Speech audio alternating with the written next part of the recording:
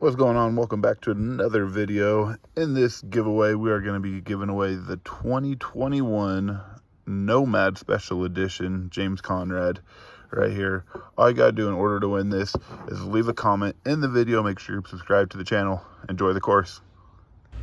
All right, guys, welcome back to another course. Today we're playing Palmer Lake, which is also known as Rockin the Rails, just outside of Denver, Colorado. This is going to be hole number 1, 229. When I started playing, I believe it was about 35 degrees in the morning, so a little chilly, but starting off hole, just going to be a simple little hyzer shot for the right-handed player. It is slightly downhill, so you got to have good touch. I overshot this just a little bit and then could not connect, just hitting the basket there. So going to be walking this up, taking a par, but really cool course, like I said, that plays right along the railroad tracks and the lake. Very, very cool themed with the T signs, and some of these T pads are going to be a little short at first, but then they with the pavers, but then they do for the remainder of the course have a good size T pad. But this one right here, that's a double mando between those two poles that you got to go through. So I elected just to throw that forehand there, but that basket is blind, so it is good to just kind of gauge the distance. But all you gotta do, cross over the bridge to go to hole number 3, 380 par 3. Gonna be up on top of this, so playing along the railroad tracks, it's gonna be really your only danger is just watching how you throw to get there. I know there is some areas that are fenced off, but then there are some areas that are open, so if you do throw over. And I was really extremely happy with that putt. Always feels good to make a long one. But hole 4, 197. This one's going to be going uphill and just kind of have some brush that you got to watch out for. So throwing my pyro here. And I thought I had good distance, but that skip right there into the bush made it just a little awkward. And then just bouncing off the basket there. So walking away with a par on a short one never feels good. But once again, I do love the touches that they add for this course. Hole 5, 315. This one's going to be playing downhill. And then the basket is going to be on the side of the hill right here. So I'm going to be throwing just my pyro. This one's going to flip up a little bit less stable than my other one. But just wanted to throw mid-range to get there. Was able to get that one for another birdie. Hole 6, 155. So there are a few short holes, and then there are some long ones too. So you just got to have good touch. Throwing my Envy here, just up and over everything. And once again, just kind of playing on the side of the hill. So just got to have good distance control. So hole 7, 377, par 3. This is probably the hardest hole that you will play on this course. This is quite some distance. That's about 300 feet once to that tree line, and then it's tucked away in those bushes. So really cool pin placement. And when I first started playing this, I was completely blind to it, did not know where the basket was, so it took me a minute to find it, but it is tucked away in there. So I can see a big hyzer working, or a big sidearm. But hole 8, 190. This one's going to be up the hill. And once again, just having that distance control is super important on these short ones. And this one, I believe, just threw it just a smidgen too hard over up and over behind the basket. So having a comeback putt from about 35 feet or so and just airballing right there. Never a fun feeling. So hole 9, 359, this one's going to be playing back downhill, and this is going to be a really cool basket design that they have, the way that they elevated this. So from here, throwing my Octane, just trying to get it on a big hyzer, and I ended up catching one of those last bushes, so I was not able to skip in. But from here, throwing the Berg. This is a new disc that I added to my bag and really do enjoy the Berg. So this will be the right here, the most unique designed basket. And just, you know, when a course adds those little touches, it's always nice.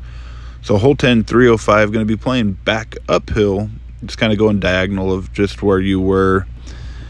And from here, going to be throwing my Volt on hyzer, and never a good feeling when you just don't hit the right angle and you just watch it soar left, and I ended up going just a little too far left with that one.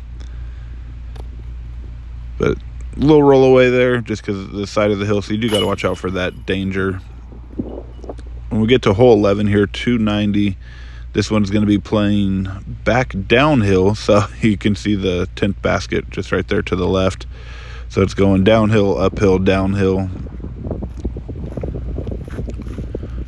So these courses, you know, some of them, or this course so far, some of them have wide open holes, and I do apologize for that little edit issue, but missed my putt and then tapped it in. Hole 12 is going to be a very, very simple hole right here.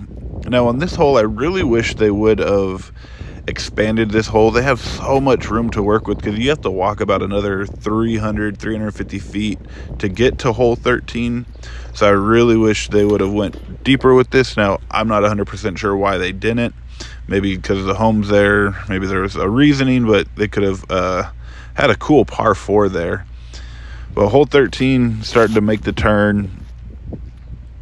Going to be throwing the, that was the new Terra right there, the James Conrad Terra, and ended up making that putt. So happy with that.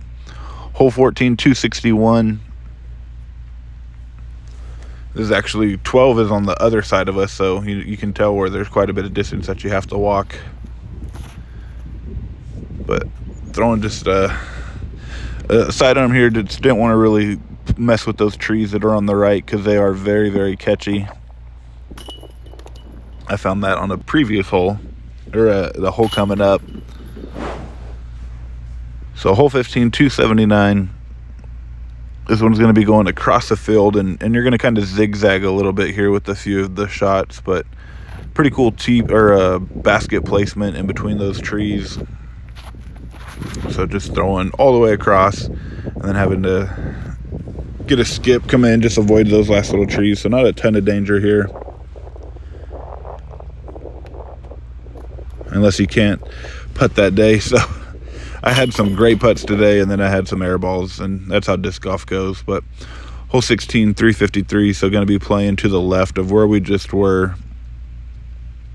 And I did read on some reviews here that this part can get pretty busy. I was here about 7:30 in the morning, so we're probably closer to 8:30, but you can see people in the background starting to walk around and stuff. And there's a few signs that warn you of like the previous basket, that there is, watch out for people if they're being seated, skip it.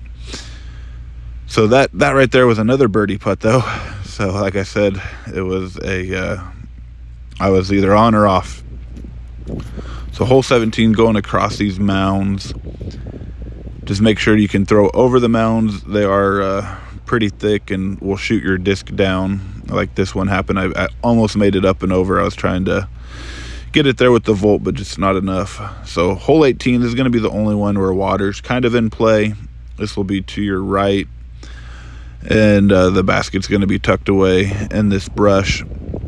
So just got to throw something that you trust to come back. Once again, I was throwing the Terra here and ended up just in the bushes before. So I'm going to be doing a turbo putt because that was really the only thing I had. And I was able to cash that one in. So really excited to finish on a birdie. All right, guys, just finished up playing 18 here at Palomar Lake, also known as Rockin the Rails. Plays along this railroad track, plays also along the lake as well. Beautifully designed course. They definitely used the land well with what they had to work with. Also, great signage in between holes. All the T signs are really cool. A lot of unique touches. So this is just outside of Colorado Springs. If you guys get a chance, check it out. Thank you so much for the support. Take care.